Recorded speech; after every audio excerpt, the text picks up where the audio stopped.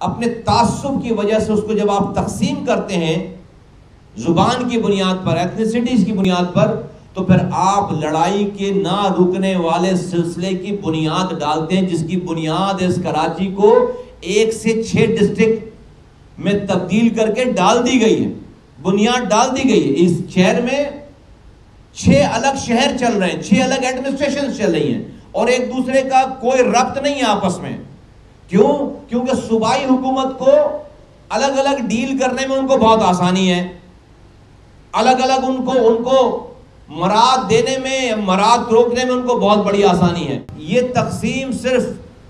Zoning کے حوالے سے یا کوئی اپنی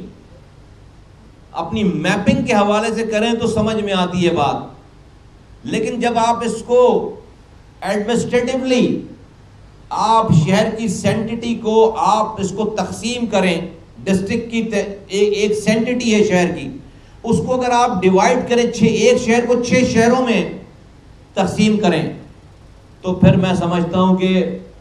اس ملک کے خلاف یہ ایک بہت بڑی سازش ہے۔